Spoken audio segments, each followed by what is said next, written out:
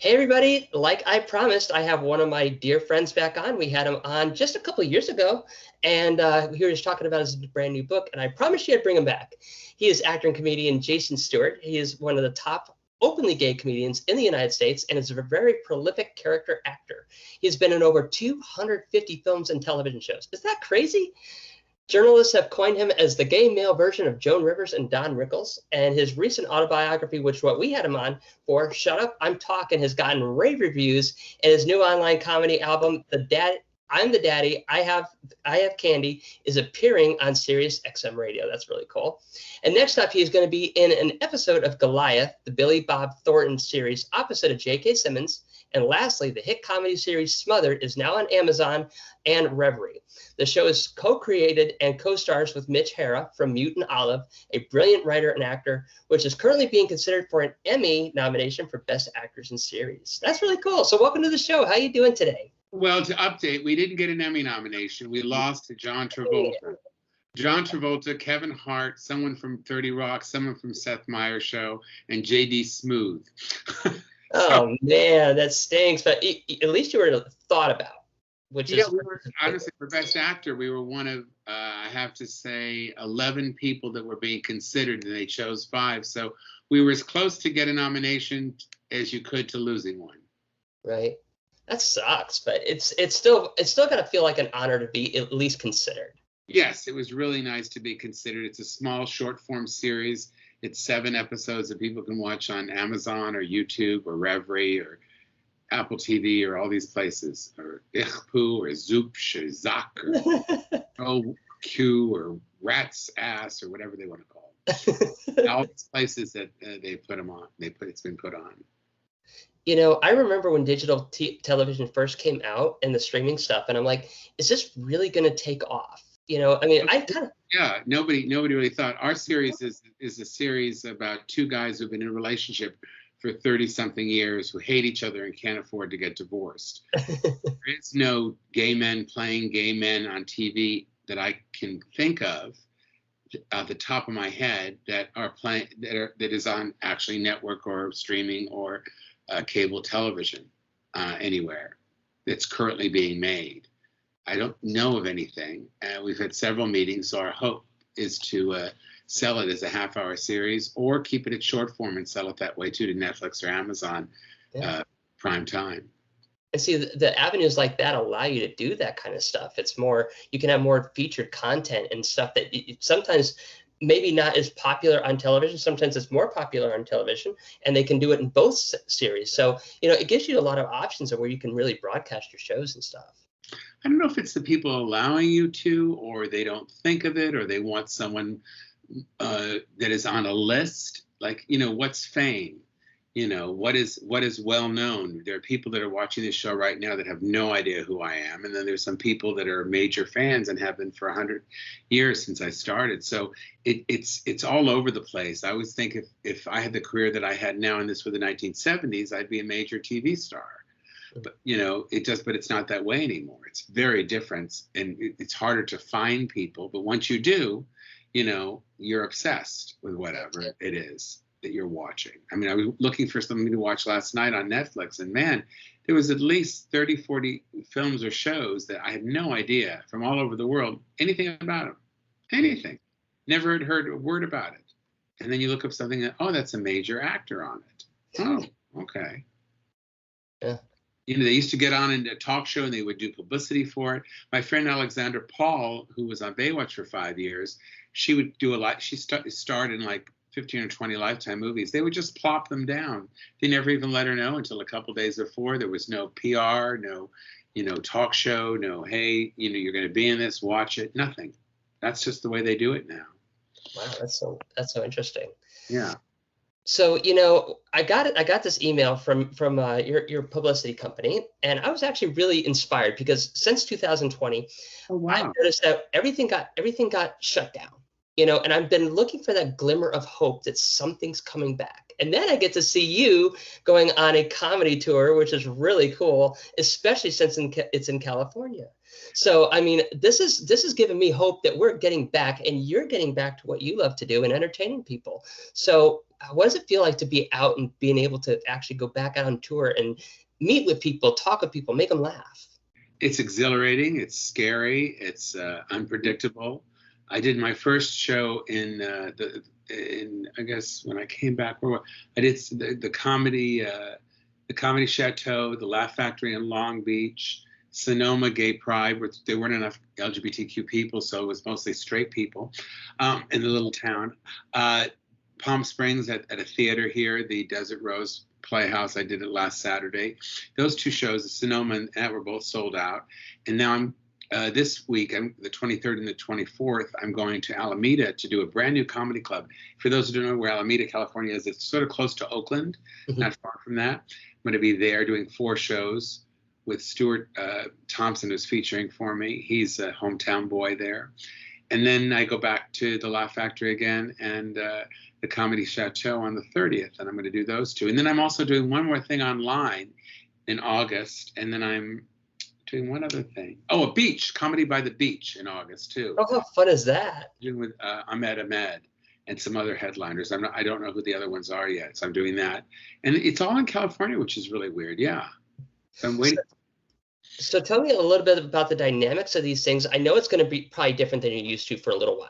So how different is it in these shows? I mean, what do they do for protecting people against COVID? Well, you keep the stage away. Most of the stage is away from the people. So your mask is off then. I mean, we've been all masks off for a while, but now this week in Los Angeles, I don't know what's happening in Alameda, which is a smaller town. Palm Springs, it's 98% vaccinated. So here it's sort of great. This is where I live.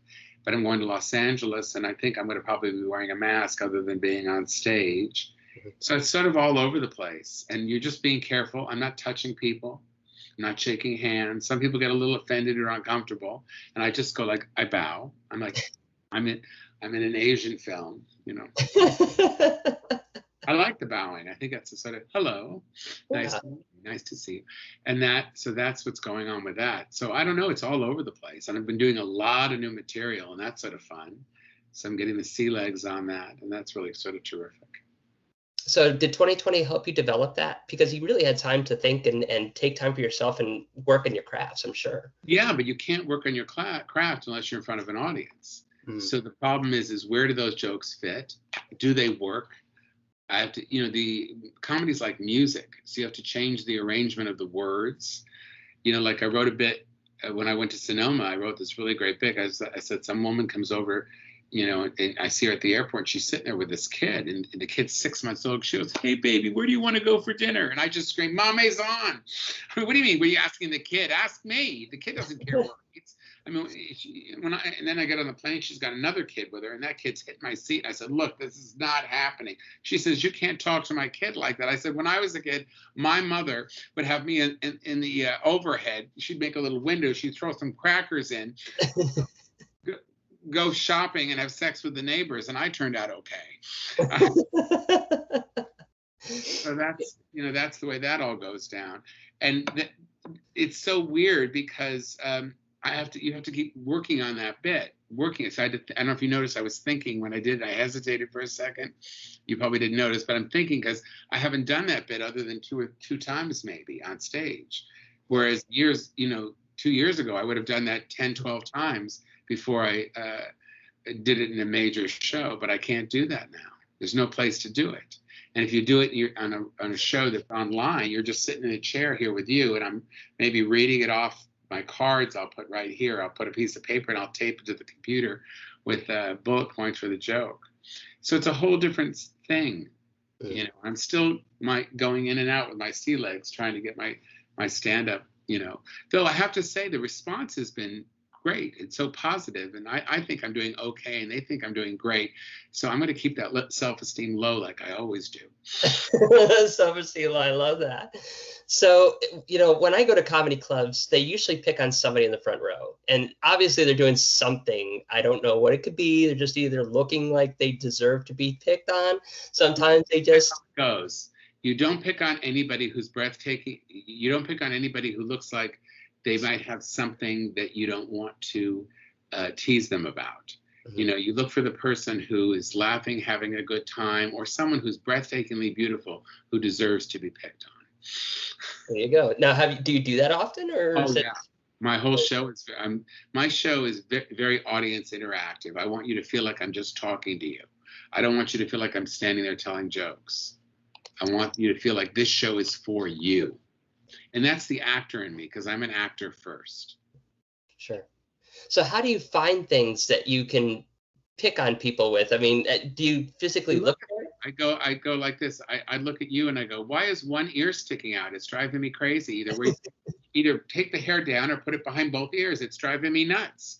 I do have a reason for that, but yes, that's I do have that for a you have a headpiece in? No, actually, I have MS and I lost the hearing in this ear last year. Right, now you've ruined my whole show. I said you have MS. That's the wrong thing to say. So this helps me hear a little bit, because my hearing's a little. The hair behind the other ear, so no one notices the whole thing. So this way, I'm not stuck for being the guy that made fun of the gal with MS. Oh my God! Now you've ruined the whole show. See, that's what I would do. So yeah, I love that. I'll laugh about it. You know. Yeah. Find a way to make it light and not serious, or just say, God, I'm sorry you have MS. Everybody give this gal a great, round of applause, and hope that somebody's able to create a haircut for people with MS. Yeah. You know? Hey, I might start a trend. Who knows? But well, it is. You can cut the hair really short on one side and have it all going the other. Shave the side of your head. People do that. Of course.